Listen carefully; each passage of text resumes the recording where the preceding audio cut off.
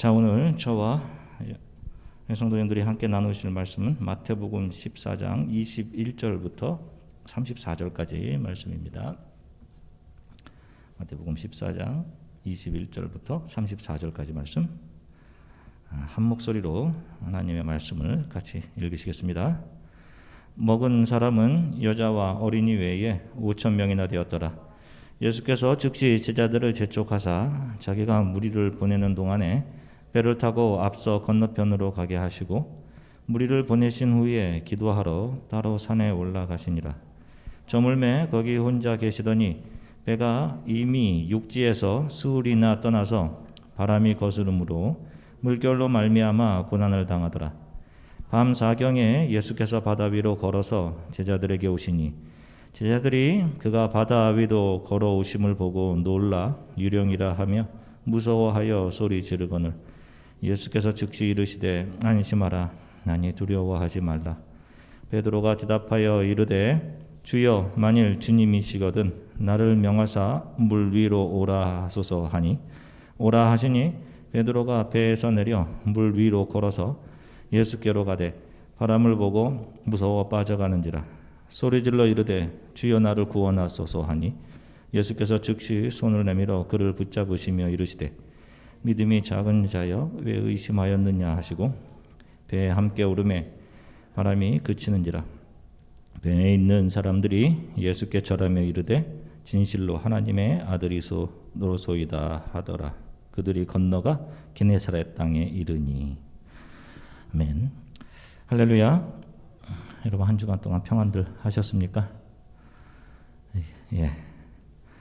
자, 우리가 지난 시간까지 자신의 힘으로는 절대로 하나님을 믿고 신뢰하고 의존하는 믿음을 가질 수 없는 한 사람 기드온을 통해서 하나님께서 어떻게 그런 가능성 없는 사람에게 믿음을 주시고 그의 삶을 하나님만을 의존하는 삶으로 이끌어 가시는지를 살펴보았습니다. 우리는 이전에 믿음이 무엇인가에 대해 말씀하고 있는 히브리서 11장과 12장을 살펴보았어요. 그리고 그 말씀을 구약의 하나님의 사람 기드온의 삶에 적용해 보았습니다. 자, 그러면 믿음의 주인이시고 수요자이신 예수님께서는 그의 제자들에게 믿음에 대해 어떻게 가르쳐 주셨는지 오늘 우리가 읽은 본문을 통해서 살펴보도록 하겠습니다. 오늘의 본문이 아마도 지금까지 믿음에 대해 살펴본 모든 설교들을 잘 정리해 줄 것이라고 생각합니다.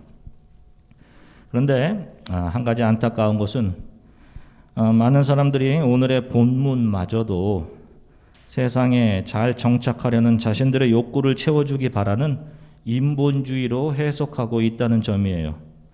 정확히 말하면 자기 채워가기, 자기 중심적인 해석입니다. 그러나 우리는 오늘 이 본문을 예수 그리스도를 중심으로 해석해 갈 것입니다. 그리고 이것이 앞으로 저와 여러분들이 대하게 되는 모든 성경 말씀을 예수 그리스도를 통해 해석할 수 있는 관점을 가지게 해 줄 것입니다. 자, 오늘 본문은 예수께서 바다를 잠잠하게 하신 사건으로 알고 있는 그런 본문입니다.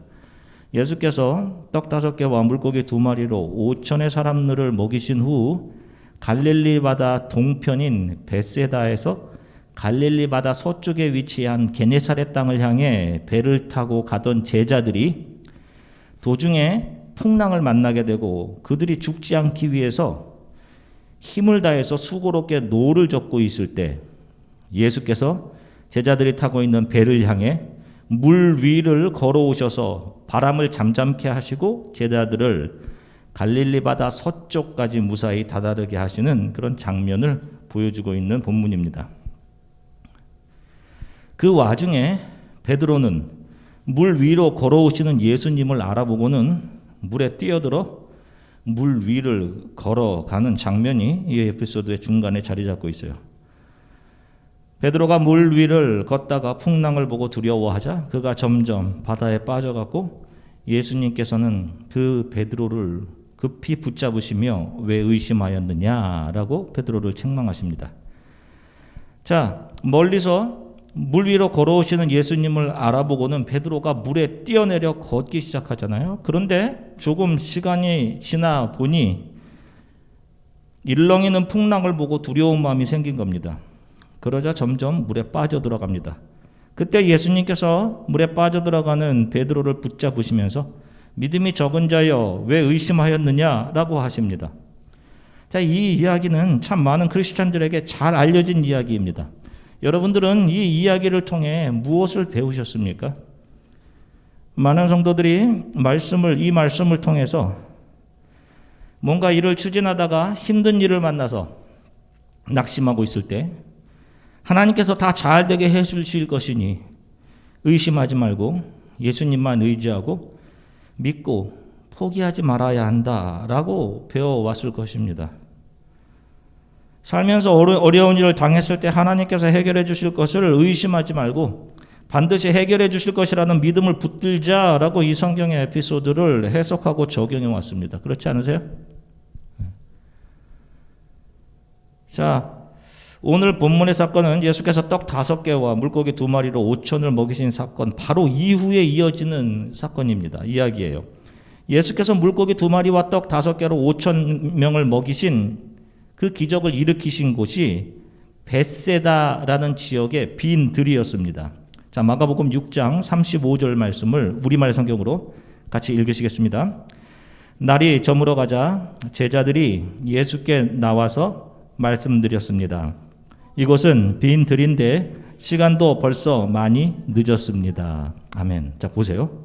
지도를 보시면 사람들이 모인 곳은 벳세다라고 하는 갈릴리 바다 동편입니다. 자, 특별히 성경은 좀 더 구체적으로 그것을 빈 들이었다라고 합니다. 여기서 사용된 빈들, 에레모스라고 하는 단어는 desert, wilderness, 이런 광야, 성경에서 우리가 구약의 광야를 의미해요. 성경은 갈릴리 바다 그리고 거기서부터 아래로 흐르는 요단강을 중심으로 동쪽을 광야라고 명명하고 서쪽을 가나안이라고 명합니다. 벳세다라는 지역이 갈릴리 동쪽에 위치하고 있으니까 떡 5개 물고기 2마리로 5천을 먹이신 사건은 바로 광야에서 일어난 사건입니다. 성경을 보면 이스라엘 백성들이 광야에서 하늘로부터 내려진 양식을 먹었을 때가 있었어요. 그때가 언제입니까? 출애굽했을 때. 약속의 땅인 가나안을 향해서 출애굽해서 광야에 머무는 40년 동안 광야에서 그들은 자기의 힘에 의해서가 아닌 하나님께서 제공해 주셨던 만나를 바로 그 광야에서 먹었습니다. 고린도전서 10장 3절부터 4절까지 말씀 우리말 성경으로 같이 읽으시겠습니다. 그들은 모두 같은 신령한 음식을 먹었고 같은 신령한 물을 마셨습니다. 그들은 자기들과 동행한 신령한 반석에서 나는 것을 마셨는데 그 반석은 그리스도셨습니다. 아멘. 자, 보세요. 하나님의 백성들이 광야를 거쳐 가나안으로 들어가는 여정 40년 동안 그들은 하나님이 제공하시는 음식과 물을 마셨어요. 그들은 광야에서 하나님께서 내주신 만나로 만든 떡과 반석에서 나오는 물을 먹고 살았습니다. 그런데 그 떡과 물의 실체가 이 역사 안으로 들어오신단 말입니다. 그분이 누구세요? 그분이 예수 그리스도이십니다. 그 예수께서 이 역사 안으로 들어오셔서 이 땅에 오셔서 자기 자신을 뭐라고 하세요? 내가 생명의 떡이다. 내가 영원한 생명을 주는 물이다 라고 하십니다.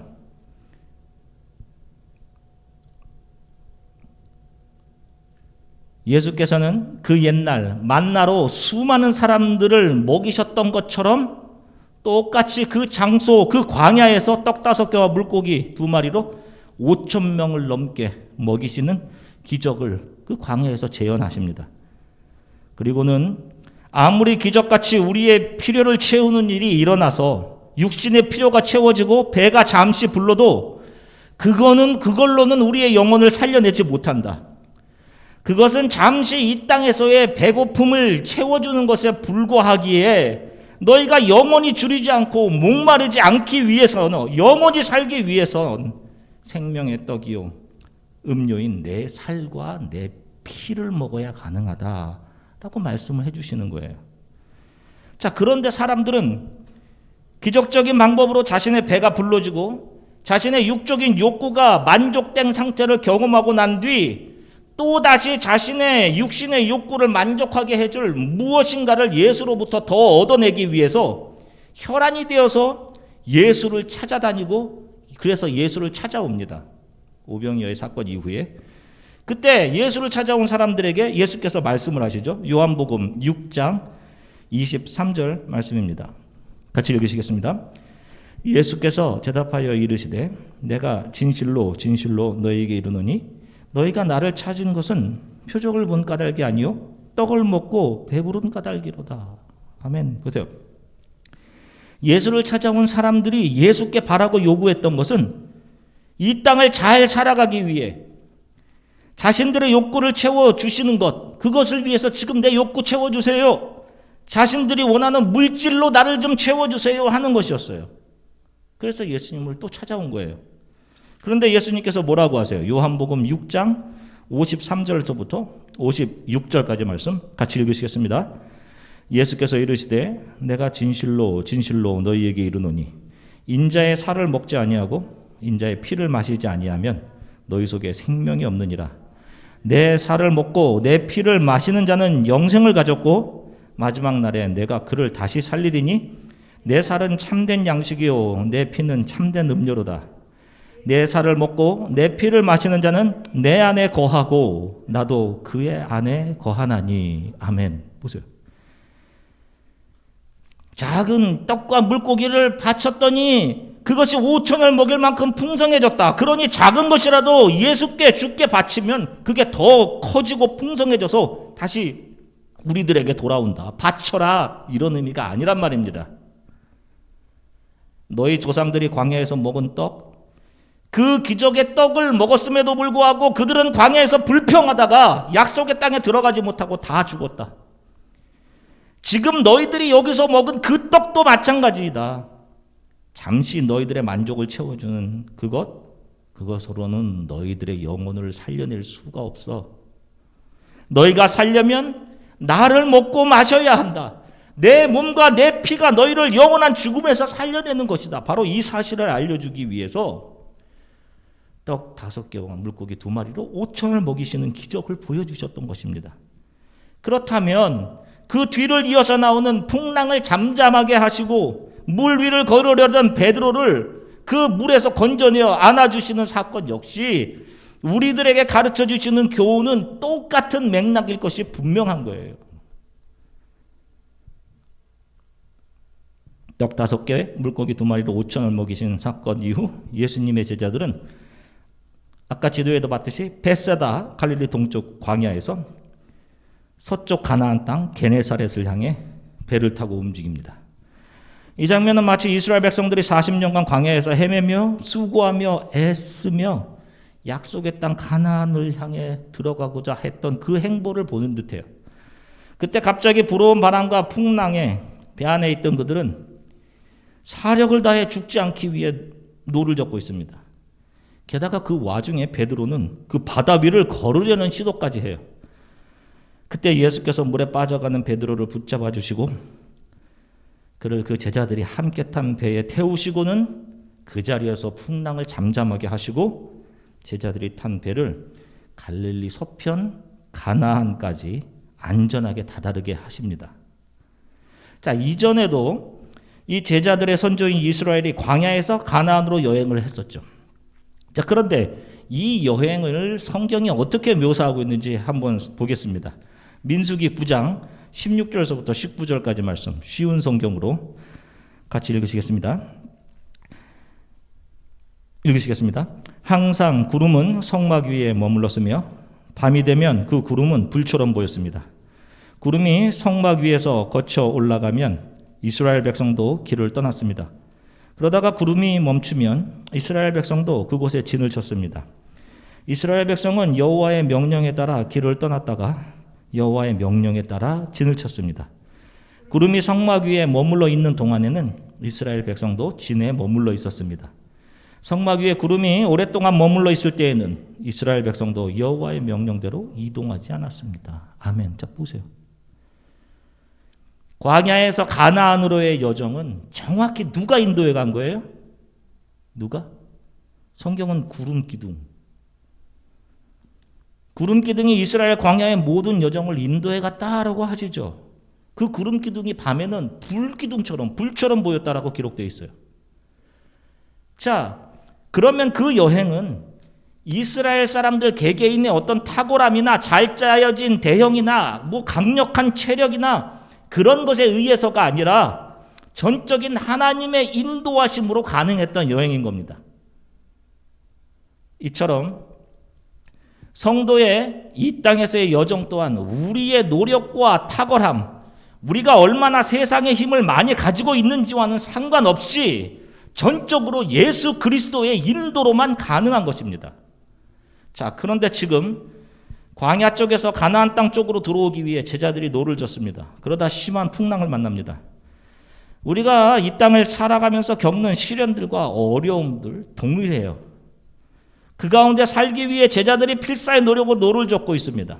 그때 예수께서 그 풍랑을 발로 밟고 제자들에게 오시죠. 게다가 예수님을 보고 나도 바다 위를 걷게 해주세요라고 하면서 물 위를 걸어가다가 베드로는 풍랑을 보고 두려워해서 물에 빠집니다. 그때 예수께서 베드로의 손을 잡으시면서 뭐라고 하시죠? 믿음이 적은 자여 왜 무엇하였느냐? 의심하였느냐라고 하십니다. 자, 그러면 여기서 예수께서 말씀하시는 의심이라는 것은 무엇을 말하는 것일까요? 왜 의심해서 물에 빠지는 거냐? 의심하지 않았더라면 다른 제자들이 보도록 물 위를 정말 멋지게 걸었을 거 아니냐? 너의 뛰어난 믿음, 영성에 모두 놀랐을 것 아니야? 수제자면 그 정도 할 수 있어야지. 왜 풍랑을 두려워해서 물 위를 잘 걷지 못한 것이냐? 그렇게 풍랑을 두려워해 물 위를 잘 걷지 못한 것을 의심이라고 하시는 걸까요? 책망의 내용이 믿음이 적음에 관한 것인데, 그러면 그 믿음이라는 것이 물 위를 걸을 수 있다 내지는 나도 할 수 있다라고 하는 인간의 신념과 의지가 잘 분발된 그것을 믿음이라고 하는 것일까요? 우리가 지금까지 살펴본 바에 의하면 아니잖아요. 그건 아마도 지금 교회 다니는 많은 사람들의 바람이 아마 이런 것이 아닐까 생각합니다. 풍랑이 있는 이 험한 세상 속에서 하나님이 나 조금만 도와주시면 내가 여기에 내 힘과 능력을 멋지게 보태어서 나도 그 위를 멋지게 걸으면서 살아갈 수 있습니다. 이런 것을 바라고 원한단 말입니다. 예수께서 의심이라고 하신 것이 바로 이것을 말하는 거예요. 우리들이 세상에서 어떤 힘을 가져서 물질을 가져서 풍랑 같은 이 삶을 멋지게 살아갈 수 있을 거라고 생각하는 그 생각들을 의심이라고 하시는 겁니다. 예수 그리스도의 손이 아닌 다른 것들이 우리의 삶을 멋지고 행복하게 해줄 수 있다는 그 생각들, 바로 그것을 예수께서는 의심이라고 하시는 거예요. 우리의 삶은 그 풍랑을 밟으시고 통제하시는 예수 그리스도의 손 안에 이끌릴 때 그때가 가장 안전하고 행복한 것이며, 우리의 삶이 성공적으로 신앙의 종착지인 하나님 앞까지 무사히 다다를 수 있음을 이야기하고 계신 것입니다. 그래서 예수께서 풍랑을 잠잠하게 하시고 베드로를 포함한 제자들을 갈릴리 바다 서쪽 가나안 지역까지 무사히 데리고 가시는 거예요.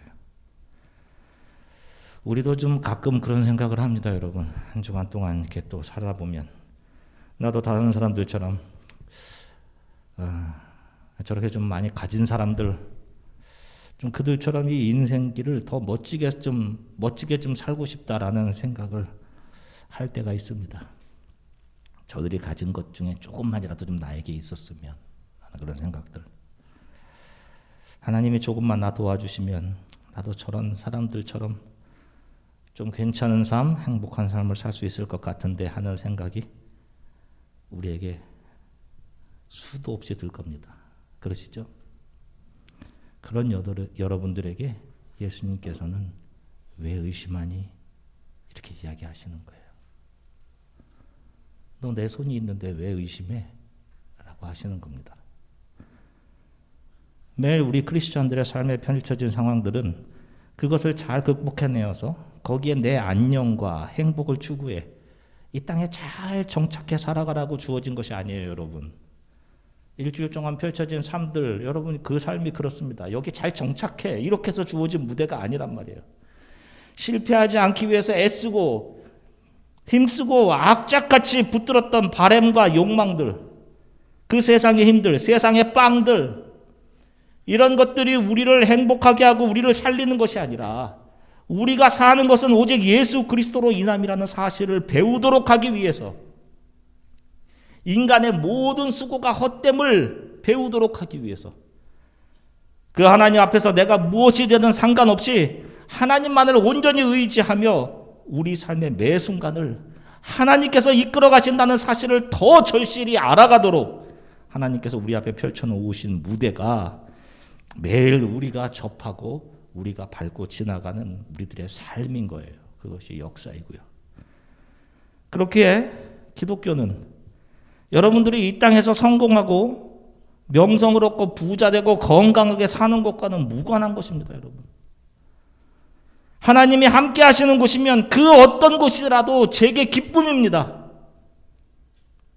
저는 세상 사람들이 세상의 힘을 가지고 행복하다고 살고 있는 그 위치가 아닌, 그곳이 아닌 예수가 함께 하시고 하나님이 나를 놓으시는 그곳에 있기 원합니다 라고 하는 것, 이것이 역사를 지나가는 크리스천들의 삶을 대하는 자세인 겁니다. 세상에 속한 사람들은 자신의 인생의 윤택함과 육신의 즐거움을 위해서 자신이 원하는 곳을 선택해 그곳으로 가려고 애를 쓰며 살아간단 말입니다. 그러나 성도는 세상의 윤택함과 편리들이 자신을 하나님으로부터, 하나님 나라에 대한 소망으로부터 멀어지게 하는 것을 알기에 그거로부터 늘 깨어 근신하고 하나님이 원하시는 곳에 자신이 있기를 바라는 거예요. 여러분들은 매 순간 믿음을 지키며 하나님께 순종하는 겸손한 삶을 살다가 세상에서 실패하고 명성을 얻지 못하고 가난하게 되고 건강을 잃어버릴 수도 있습니다. 그러나 그것을 통해 잠시 동안 머물게 되는 이 땅에서 잠시 누리는 부와 명성, 우리가 그렇게 잘 지키려고 하는, 그렇게 지켜온 자존심이라는 것이 얼마나 무익하고 무가치한 것인지를 우리는 배우고 알아가게 되는 거예요. 그래서 끝이 없을 것 같은 수고 속에서도 성도는 그들의 손이 예수의 손에 붙들려서 하나님의 은혜와 사랑의 강보에 쌓여 살아가는 삶이 가장 행복한 삶임을 매 순간 배우고 고백하며 이전에 그토록 사랑했던 세상에 속한 것들과 이별을 고해가면서 소망을 하나님의 나라에 두고 날마다 기도의 무릎을 꿇으며 하루하루를 근신하며 살아가게 되는 것입니다. 예수님은 베드로와 저와 우리 성도들 교회들에게 너희들이 있어야 할 곳은 물 위를 멋지게 걷는 자리가 아닌 예수 그리스도의 품임을 알려주시는 겁니다. 한 주간도 예수 그리스도의 품 안에서 그분의 사랑을 더욱더 알아가고 어떤 상황 속에서도 감사하고 찬양을 잊지 마시고 하나님께서 나의 삶을 이끌어 영원한 천국으로 이끌어 가심에 대한 신뢰를 붙잡고 살아가시는 한 주간의 삶이 되시기를 주 예수 그리스도의 이름으로 간절히 축원합니다. 잠시 함께 기도하시겠습니다. 하나님, 내가 있어야 할 자리는 풍랑이 있는 이 세상을 다른 사람들보다 좀 더 멋지게 걷는 자리가 아닌 예수님의 품임을 알게 해주셔서 감사합니다. 어떤 상황 속에서도 그 상황이 나를 이끌어 가시는 하나님의 손님을 알고 주를 찬양하고 감사하며 살게 해주십시오. 거친 파도, 이는 이 세상의 삶 속에서도 잠잠히 주만 바라보고 의지하고 견디며 찬양하며 한 주를 살아가게 도와주십시오. 무엇이 되고 내가 무엇으로 채워지는 것에 집중하는 삶이 아니라 매 순간 주 예수 그리스도만을 붙잡고 신뢰하며 주 예수 그리스도 안에서 살아가게 하나님 도와주십시오. 우리 이렇게 세상을 향한 욕망들을 조금씩 더 죽여내어 주시고 그 안을 하나님 나라에 대한 소망으로 더 채워주세요. 주님, 우리 이렇게 잠시 함께 기도하겠습니다. 사랑의 주님 참 감사합니다. 오늘 사랑하는 성도들과 함께 하나님 말씀 나누게 하셔서 감사합니다. 이해할 수 없고 정말 우리를 힘들게 하는 풍랑과 같은 삶 속에서 저와 많은 성도들과 크리스찬들이 힘에 겨운 노젓기를 하고 있습니다. 주님, 우리가 많이 힘듭니다. 주님, 그 풍랑을 발로 밟고 오셔서 제자들에게 내니 안심해라 라고 하시며 배에 오르셔서 풍랑을 잠잠하게 하시고 물 위를 걸으려는 베드로에게 왜 의심하니? 라고 하시면서 그를 배에 태우고 모든 제자들을 가나안으로 이끌어내시는 주님, 우리의 삶 또한 주님의 손 안에 있음을 고백합니다. 그래서 우리의 삶의 안전함을 찬양합니다. 주님, 무엇으로 채워져서 행복하고 내가 남들보다 탁월하며 멋지게 이 삶의 풍랑 위를 걷는 그런 모습이 아닌 우리는 예수 그리스도의 품 안에서 주님의 손에 붙들림 바 되어서 주만을 의지하고 그래서 주를 찬양하고 근신하며 살아가는 하루하루 되게 도와주십시오. 모든 성도들의 삶을 평강의 평강으로 지켜주시기를 간절히 소망합니다. 우리들의 모든 미래가 하나님의 손 안에 있음을 주님이 원하시는 곳에 있기 되기를 간절히 소망합니다. 아프신 분들 하나님께서 기회를 주셔서 회복해 주시기를 간절히 소망합니다. 주님, 모든 사업체 위에 특별히 하나님의 은혜로 함께 해주십시오. 감사드리며 예수 그리스도 이름으로 기도드립니다.